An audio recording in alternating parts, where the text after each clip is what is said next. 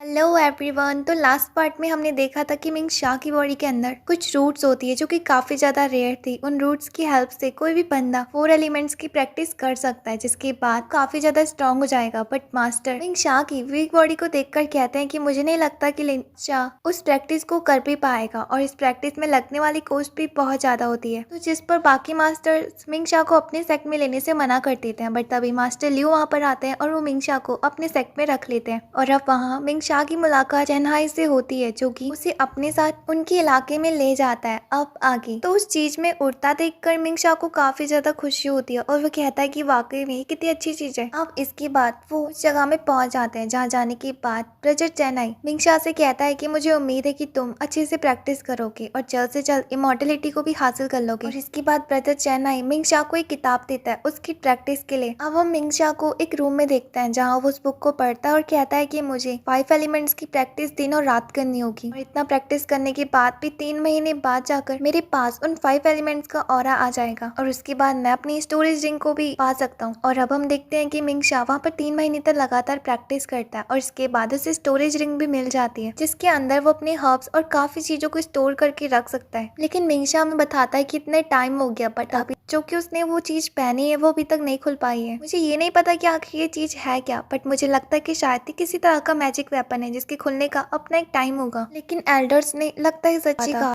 कि मुझे इस प्रैक्टिस करने के लिए बहुत ज्यादा टाइम लगेगा, लेकिन तभी भी मैं ट्राई करूंगा। और इसके बाद हम मिंग शाह को देखते हैं, जिसके पास फायर और आइस की पावर आ चुकी थी, और अब वो उन दोनों को मिलाता है तो वहाँ पर आग लग जाती है। ये देखकर वो डर जाता है। और अब हमें मिंग शाह बताता है कि मेरी प्रैक्टिस के दौरान ब्रदर चेन्नई ने मेरी पूरी हेल्प करी, इवन कि वो मेरे अब सबसे अच्छे दोस्त भी बन चुके हैं। और ब्रदर चेन्नई हर चीज के लिए मेरे आगे खड़े रहते हैं। इसके बाद जब वो अपना कल्टीवेशन कर रहा होता है तो वो देखता है कि उसे काम करने में बहुत ज्यादा टाइम लग रहा है, और ऐसे अगर वो करेगा तो उसको सालों बीत जाएंगे कुछ, इसलिए वो रास्ता निकालने का सोचता है कि कैसे वो इस चीज को जल्द से जल्द सीख सके। इसके बाद वो एल्केमी शॉप में जाता है और वहाँ के ओनर से कहता है कि मुझे मार्शल आर्ट सीखने के लिए एक सिंपल सा और असरदार मेथड जानना है। तो जिस पर वो बंदा हंसने लगता है और वहाँ के आसपास के लोग भी। अब यहाँ पर वो ओनर कहता है कि क्या तुम मुझसे मजाक करने आए हो? तो जिस पर वो बाकी लोग कहते हैं कि हमें तो पहले से ही पता था, ये बंदा लूशिया सेक्ट के लिए सिर्फ एक वेस्ट है, पता नहीं मास्टर लियू ने इसे अपना स्टूडेंट कैसे बना लिया। उनकी बातों पर मिंग शाह को गुस्सा आने लगती है, और अब वो कहता है कि इनसे डर क्यों ना हो, मेरे पास वैसे भी बेसिक स्किल्स है जिनसे कि मैं इन्हें हरा भी सकता हूँ। अब उन लोगों से कहता है कि तुम में से कोई मेरी प्रैक्टिस को देखना चाहता है? तो जिस पर वो लोग हंस रहे होते हैं। अब यहाँ पर वो शॉप को ओनर कहता है कि तुम्हें ये सब कुछ करने की जरूरत नहीं है, हमारे सेक्ट में आपस में लड़ाई करना ये चीज अलाउड नहीं है। रही बात जिससे कि तुम मार्शल आर्ट को जल्द से जल्द सीख सको, ऐसी कोई भी स्पिरिचुअल प्रैक्टिस बुक तो हमारे पास यहाँ मौजूद नहीं है। शायद तुम्हें एंशिएंट लाइब्रेरी में जाकर इस चीज को चेक करना चाहिए, तुम्हें ये जगह फॉलन वैली में मिलेगी। तो ये बात सुनकर मिंग शाह उस जगह से चले जाता है उस बुक को ढूंढने के लिए। अब यहाँ पर वो लोग ये देखकर मिंग शाह के ऊपर हंस रहे होते हैं और कहते हैं कि क्या ये सच में चले क्या। अब दूसरी तरफ हम मिंग शाह को फॉलन वैली की तरफ देखते हैं, जहाँ कुछ देर चलने के बाद वो कहता है कि आखिर ऐसी कोई भी लाइब्रेरी इस जंगल के बीच में क्यों होगी, और मैं कब से चलते जा रहा हूँ, मुझे यहाँ पर कुछ भी नहीं दिख रहा। लेकिन तभी उसकी नजर एक जगह जाती है जहाँ पर की एक लड़की नहा रही होती है, और उसको देखकर वो वहीं पर ही छुप जाता है। वो लड़की वाकई में दिखने में काफी ज्यादा खूबसूरत थी। इसके बाद वो बाहर निकल के अपनी फोनिक्स पावर्स दिखाने लगती है। तो ये देखकर मिंग शाह काफी ज्यादा हैरान होता है उसकी पावर्स को देखकर। लेकिन तभी वो गलती से आवाज निकाल देता है, जिस वजह से वो लड़की उसे देख लेती है, और मिंग शाह ये देखकर वहां से भागने लगता है। बट इससे पहले कि वो भाग पाता है, वो लड़की उसके सामने आके खड़ी हो जाती है और कहती है कि जानते हुए तुमने क्या करा है, अब चुपचाप मेरे साथ कोर्ट चलो। तो जिस पर मिंग शाह उससे कहता है कि आखिर वहां जाने की क्या जरूरत है, ये सब कुछ मैंने जानबूझ के नहीं करा, मैं तो बस यहाँ पर एंशिएंट लाइब्रेरी को ढूंढने के लिए आया था, क्योंकि एल्केमी शॉप के लोगों ने मुझे यहाँ आने को कहा था, और अगर तुम्हें पनिशमेंट देना ही है तो तुम उन्हें कहो। जिस पर वो लड़की थोड़ी देर उसकी बातों को सुनती है और उसकी बातों पर यकीन भी कर लेती है। अब यहाँ पर वो लड़की उससे कहती है कि वैसे तुम चाहो तो मैं तुम्हें रास्ता बता सकती हूँ। तो जिस पर मिंग शाह उससे कहता है कि मैं खुद ही ढूंढ लूंगा, और फिर वो वहाँ से चले जाता है। आगे जाने के बाद वहाँ पे कुछ लड़कियां और भी होती है जो कि उसके ऊपर टैग करने लगती है। तो ये देखकर मिंग शाह वापस से उसी जगह में पहुंच जाता है जहाँ पर की वो लड़की होती है। अब वो लड़की उससे कहती है कि क्या सच में तुम्हें मेरी कोई मदद नहीं चाहिए? जिस पर मिंग शाह उससे कहता है कि हाँ। अब जिस पर वो लड़की बताती है कि तुम जाकर पी यून मीजोंग नाम की एक किताब को ढूंढना, उसके अंदर ही तुम्हें ये चीजें मिलेगी। और इसके बाद मिंगशा उस जगह से चले जाता है, ये कहते हुए कि उनकी इतनी हिम्मत कैसे है मुझे झूठ बोलने की, मैं उन लोगों को छोड़ूंगा नहीं। इसके बाद जब वो जंगल में जाता है तो वहाँ उसे कुछ मॉन्स्टर्स मिलते हैं। उसको देखकर मिंगशा उनसे कहता है कि तुम उससे नहीं बच पाओगे, और इसके बाद वो एक एक करके उन्हें मारने लगता है। जहाँ हम देखते हैं कि मिंगशा की पावर्स अब काफी ज्यादा बढ़ चुकी है। अब वो यहाँ पर 3 एलिमेंट्स को बड़ी आसानी से कंट्रोल भी कर पा रहा था, और वो अपनी पावर से बड़ी आसानी से हाईली लेवल के मॉन्स्टर्स को भी मार देता है। अब यहाँ पर वो सोचता है कि मुझे जाकर उस बुक को ढूंढना पड़ेगा जिसके बारे में उस लड़की ने कहा था। वैसे जो भी कहो, ये प्रैक्टिस टाइम तो ज्यादा ले रही है, लेकिन मेरी स्किल्स पहले के मुकाबले और ज्यादा बढ़ चुकी है। और अब वो एक मॉन्स्टर के ऊपर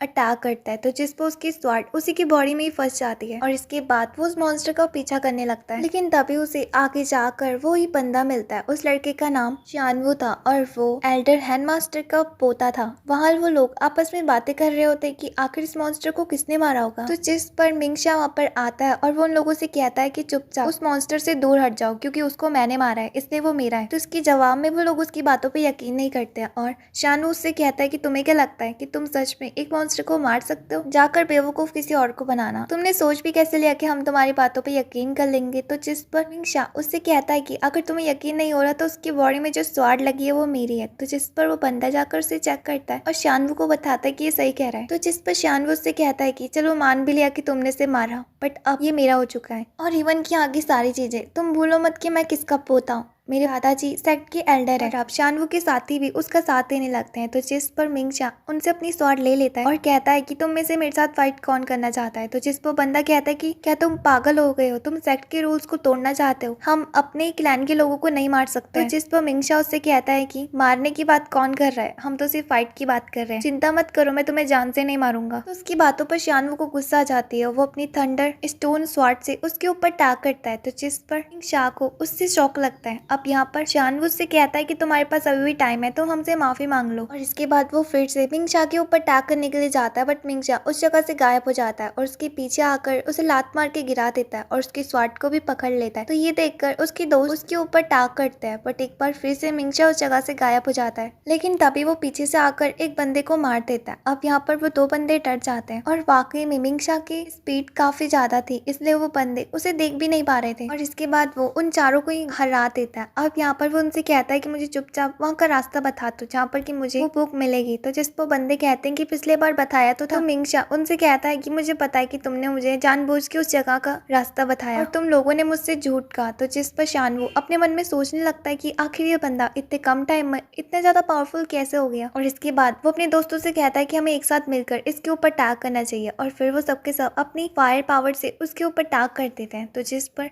मिंगशा बड़ी आसानी से उनकी पावर को कंट्रोल कर लेता है और उन्हीं के अगेंस्ट उसे यूज करता है। तो ये देखकर वो लोग काफी ज्यादा डर जाते हैं और मिंगशा से माफी मांगने लगता है और कहते हैं कि हमें माफ कर दो, हमें लगा था कि तुम पावरफुल नहीं हो। इसके बाद अचानक से वहाँ पर हवा चलने लगती है और उन लोगों की बॉडी के ऊपर आग लग जाती है। इसके बाद वो लोग वहाँ से भागने लगते हैं। दूसरी तरफ मिंगशा काफी ज्यादा परेशान हो जाता है, और इसके बाद वो भागते भागते ब्रदर चेन्नई के पास आता है। तो जिस पर चेन्नई उससे कहते हैं कि आखिर तुम्हारे साथ क्या हुआ, तुम डरे हुए लग रहे हो। तो जिस पर मिंगशा उसे बताता है कि गलती से मास्टर हैन के पोते के ऊपर अटैक कर दिया, जिस वजह से वो इंजर्ड हो गया, पर मैंने ये सब कुछ जानबूझ के नहीं करा था। तो जिस पर ब्रदर चेन्नई उससे कहते हैं कि आखिर तुमने कौन सी पावर यूज करी थी। तो जिस पर मिंगशा ब्रदर चेन को बताता है कि मैंने फायर कंट्रोलिंग पावर का इस्तेमाल करा था। तो ये बात सुनकर वो काफी ज्यादा हैरान होते हैं और कहते हैं कि मैं तुम्हारी पावर से इम्प्रेस हुआ, बट तुम्हें शानवू के साथ पंगा नहीं लेना चाहिए था। अब इस मास्टर को भूल जाओ, मास्टर ल्यू तुम्हें बुला रहे थे। तो जिस पर मिंगशा उससे पूछता है कि किस लिए। तो जिस पर चेन्नई उसे बताता है कि वो तुम्हारी QI का टेस्ट लेना चाहते हैं और उसके बाद तुम्हारी ट्रेनिंग शुरू होगी। अब हम मिंगशा को एक जगह में देखते हैं जहाँ जाने के बाद वो मास्टर ल्यू को संदेशा भेजता है कि वो गेट में पहुंच चुका है, पर दूसरी तरफ मास्टर ल्यू सो रहे होते हैं और जब उनकी आंख खुलती है तो वो कहते हैं कि मैं तो भूल ही गया। और इसके बाद वो मिंगशा के लिए दरवाजा खोलते हैं और उसे अंदर आने को कहते हैं, और अब वो उसे बताते हैं कि सबसे पहले तुम्हें यहाँ पर टेस्ट देना होगा, पर तुमने आने में देरी कर दी। तो जिस पर मिंगशा उससे कहता है कि मैं तो बाहर ही खड़ा था। तो जिस पर मास्टर उससे कहते हैं कि छोड़ो इन सब बातों को, चलो शुरू करते हैं। और इसी के साथ ही एपिसोड यहीं पर ही एंड होता है। उम्मीद है कि आपको पसंद आया होगा। वीडियो को लाइक करके चैनल को सब्सक्राइब करना मत भूलना। तब तक के लिए बाय।